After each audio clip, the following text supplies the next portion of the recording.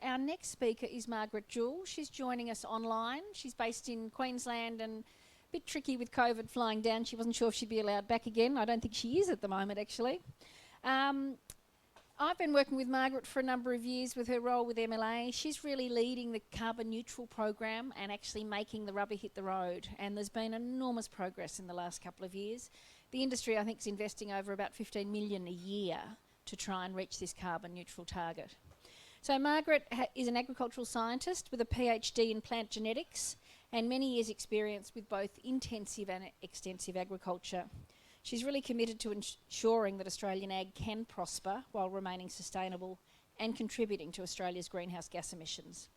So Margaret, I'd like to hand over to you, and she's going to come online. So thanks, Margaret. Thanks, Jenny. I hope everybody can hear me and see my slides as well. The screen that I'm looking at, I don't have as many controls. So somebody shout out if they can't hear me, and otherwise I'll keep talking. Yeah, you're good to go, Margaret. Awesome. Thanks, Andrew. So thanks so much for having me. Apologies I can't be down there today. I'm up in Brisbane and we've just had a downpour up here. So I'm assuming it's a little bit wet down where you are as well, though maybe I'm just not seeing things clearly through the Zoom camera. But anyway, I'll kick on. So as Jenny said, I'm Margaret Jewell and I manage the Carbon Neutral by 2030 or CN30 initiative with Meat and Livestock Australia. I'll start with this vision for our industry's future. Now this isn't sort of the red meat industry's strategic plan vision.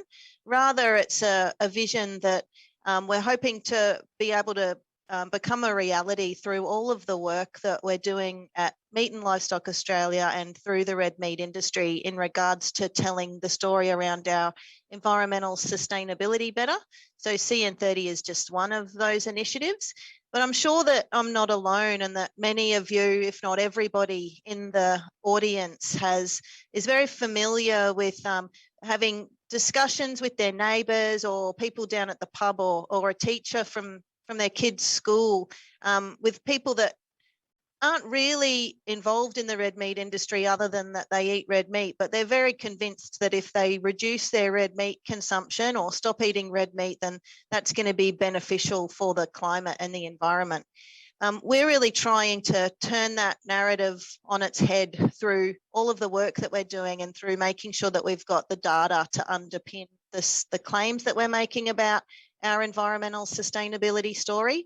And we like to think that by 2030 we'll have achieved lots of things, so carbon neutrality being one of them, but also that people will be going out and eating red meat because they know that by doing so they are contributing to environmental sustainability and climate change mitigation. So we'll get into CN30 now. So CN30 is a target for the Australian red meat industry to achieve net zero greenhouse gas emissions by 2030. The target was announced in 2017, so that was quite early, a long time before the current Glasgow meeting. And we're actually seen as leaders in setting emissions reduction targets because we were so early in setting this target. We've got other industries and organisations coming to us to ask about how we've gone about doing our planning and how we're proposing to achieve the target. It's also a coordinated research, development and adoption effort. So MLA's role is to invest in and support the development and adoption of technologies and practices that can be adopted on farms and through the supply chain to enable us to achieve the emissions reductions required to achieve CN30. So progress towards CN30 is measured and reported by the National Greenhouse Gas Inventory, and that's kept at arm's length to MLA and industry. And the greenhouse gases that we're concerned with, and apologies, I know you've heard from Richard and Graham already this morning who've probably covered off on a lot of the greenhouse gas stuff. So apologies if I repeat anything too much, but we are concerned with carbon dioxide and nitrous oxide. The big focus for us currently with CN30 is really around how can we reduce the production of enteric methane and net emissions from our industry. So over the last decade or so, we've done a lot of market research and collected consumer insights that have really driven us to set the CN30 target. A lot of these insights have demonstrated that having an emissions reduction target is a very good strategic move for our industry and will position us to be a prosperous industry into the future. So firstly, we think that by having the target, we'll be able to maintain consumer and community support. We also think that we'll be able to continue to access markets through being able to demonstrate environmental stewardship credentials. Similarly, we think we can continue to access capital, and we're already seeing that some of the big banks are offering incentives for loans for people that are able to demonstrate environmental stewardship credentials and emissions reduction records. We also think that by being on the front foot and being proactive, we're going to limit the need for governments and regulators to come along with the stick approach and force our stakeholders to make changes before they might be ready to. And really importantly, we want to make sure we can continue to produce a really high quality product in the face of what are going to be some challenging climatic conditions in the future. And we've already seen some of those. The video that we just saw highlighted that in the parts about the bushfires. So all the work that we're doing in CN30, it's important to note that the red meat industry do have an overarching vision, and that is to double the value of red meat sales by 2030 as the trusted source of the highest quality protein.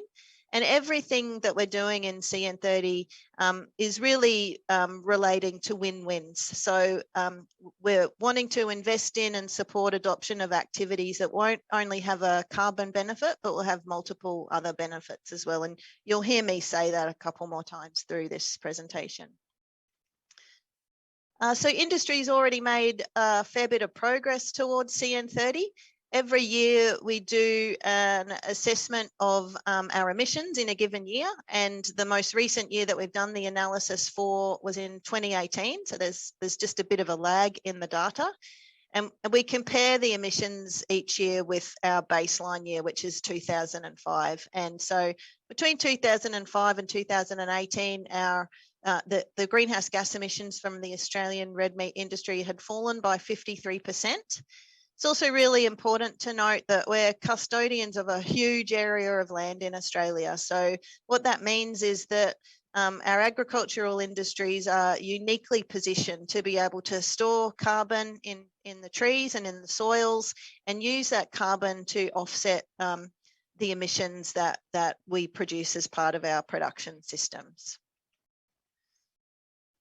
Through last year, we worked hard in MLA to develop the CN30 Roadmap. It's available online now, and encourage people to go and have a look at it. It does need an update, so if you are going to have a look at it, just be aware that it's probably going to have some updated numbers and some new information in the next couple of months. But it outlines everything about what CN30 is, what the roles and responsibilities of the various stakeholders are, and importantly, it outlines these 4 work areas that provide a framework for the activities that we're supporting to enable industry to achieve CN30. So I'll talk about those each in the next few slides, but the 4 work areas are industry leadership, greenhouse gas emissions avoidance, carbon storage, and integrated management systems. And as I said, across all of the work that we're doing, we're wanting to enable producers to achieve multiple benefits. So yep, we're wanting everybody to be able to reduce their net emissions, but we definitely want them to do so while they're also achieving other demonstrated environmental stewardship, increased profitability, and increased animal productivity. Okay, so on to the emissions avoidance work area. So this was the second work area, but the emissions avoidance work area and the carbon storage work area are the areas where we're really focusing on developing technologies and practices to enable the physical transition to a low or no carbon position. So in the emissions avoidance work area, we're working across grazing and feedlots and processing, but I guess I'm focusing on the on-farm activities in this presentation. And so this is where we're concerned with looking at the supplements and additives that you might have heard something about. We're also looking at high quality forages that incorporate legumes, as well as genetics. And I'm sure, again, I'm sure you've heard a bit about methane from Richard and Graham and maybe others this morning. But while methane is the problem child for us in the red meat industry, and it's what we have to try and reduce the net production of, it's also a real opportunity. So I just wanted to take a minute to briefly go over why we're focusing so much on these feed additives that can reduce the production of enteric methane. So when livestock consume feed, a lot of the energy from that feed is converted into a live weight gain, and a lot of the energy is lost as a byproduct, which is methane.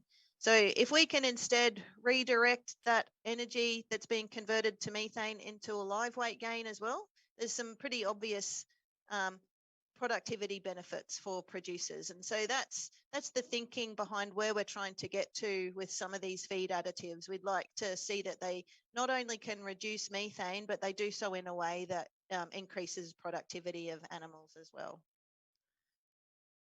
So to facilitate the investments that we're making into emissions avoidance activities and technologies, we've developed or are developing an emissions avoidance partnership. So this is a partnership that consists of multiple co-investments where we've got research partners that are contributing funding to the work as well. So they're investing with us.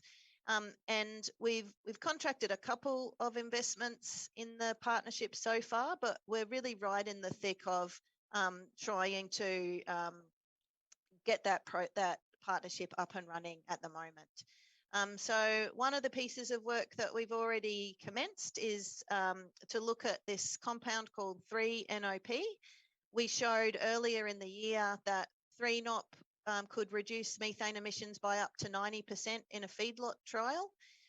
There's also been a lot of work done overseas with 3-NOP showing that if it's fed to young calves, it can result in a long-term change to the rumen microbial population that's associated with a long-term reduction in the production of methane.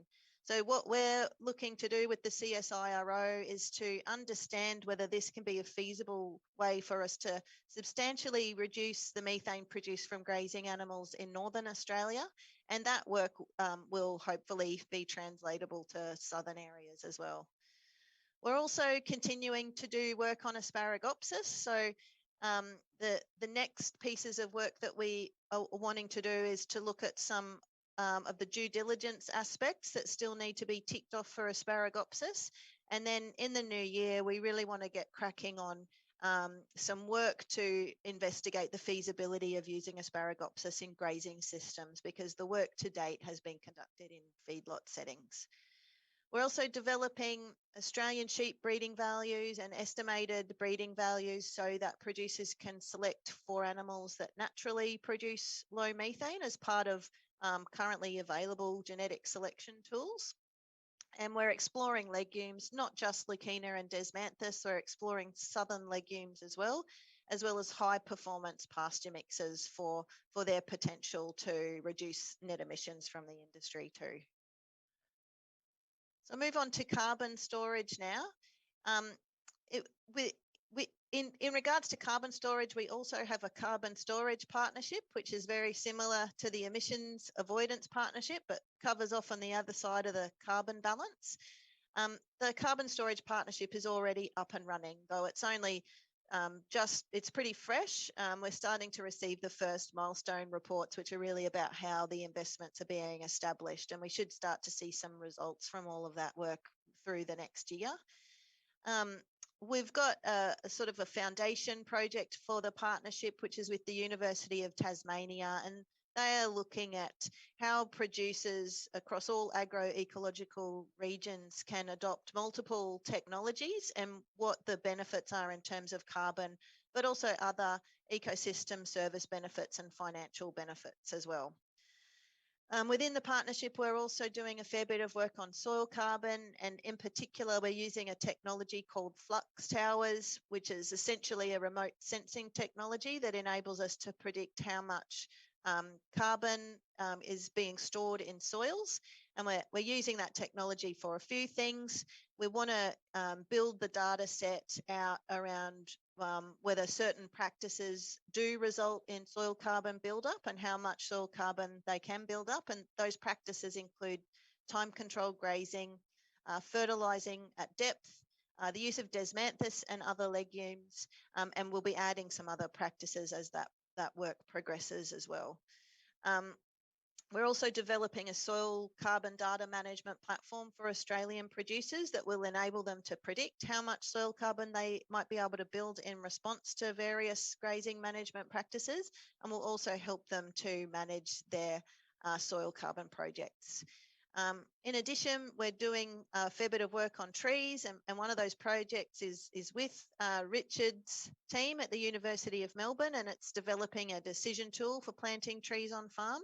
And this is aimed to help farmers understand what species of trees, what configurations and locations and densities on their farm they should plant them in order to achieve their carbon benefits from the trees, but perhaps more importantly, other productivity and profitability benefits from having increased shade and shelter for livestock. Let me know how I'm going for time here to everyone. I'm not sure how tight we're being, and I'm probably going to go a little bit over. So in regards to leadership building, this is all about building leadership capacity and competency amongst industry stakeholders. And across MLA, so not just in CN30, but across all of our programs, we've really got a big focus on embedding adoption and extension pathways and practices into all of the scientific R&D work that we're doing. An example of that is that the University of Tasmania project that I mentioned is developing a carbon edge package. So we're hoping to have a draft of that package ready at the start of next year. And we're looking to pilot that through next year and then have that up and running for producers in 2023. And that's going to be a 2 to 3 day workshop that consists of a carbon accounting module, but also on-farm practice change modules as well. Okay, so with integrated management systems, it sort of works across a few areas. So we ran a series of pilot carbon accounting workshops last year, and we used those to improve the University of Melbourne's carbon accounting tool. And we also developed a technical manual to accompany use of that tool. We are continuing to try to build resources for producers that are more user-friendly and hoping to develop some e-learning modules for carbon accounting and some other resources as well. We're also working with the federal government and our partners to make sure that the frameworks that are being developed for the carbon market and for carbon neutral and low carbon supply chains are able to be used by our red meat producers so that they can be remunerated for adopting various activities. I'm also trying to stay on top of a lot of recent research regarding the different ways to account for greenhouse gases from agriculture, and that's important, and we'll be making sure that we're on top of that and including the necessary findings from that into the work that we're doing where appropriate. So it's just a quick example of a carbon account, and I'm not going to spend a long time just to say that it's a really, really important benchmarking tool, regardless of CN30 or wanting to look at reducing carbon. I'm sure Richard mentioned, he talks a lot about carbon use efficiency, and carbon is a really fundamental part of what we're producing when we're producing livestock. So if we're looking at how we can build efficiencies in carbon and wasting less of it, then it's also just building efficiencies across our operations as well. So carbon account is a really good first step into getting involved in CN30, and it just requires inputs of what your greenhouse gas emission sources are, what carbon storage you've got in trees and soils, and you can come out with your net carbon baseline position. So we've already seen some brands pop up that are carbon neutral certified. In all cases, these guys have done their carbon account and baselining, and they've then purchased offsets to offset what residual emissions they've got in their production systems. That's a perfectly acceptable way to achieve a carbon neutral certified brand. But we do, with CN30, we really are wanting industry to be able to offset our emissions within our own production systems. And in all of these cases, it's basically an interim plan, part of a longer term plan that involves adopting a range of different technologies and over time reducing the reliance on those purchased offsets so that we can become carbon neutral within our own production systems. I won't spend a lot of time here, only to really point out that last dot point. We've done some market research recently as part of one of our investments with Harvest Road Group, and it's revealed that 1 in 4 consumers would be willing to pay 15% more for a carbon neutral red meat option. So I'll just leave you with that vision again. That's where we're hoping to be in 2030, and thanks very much for having me. Margaret, that's terrific.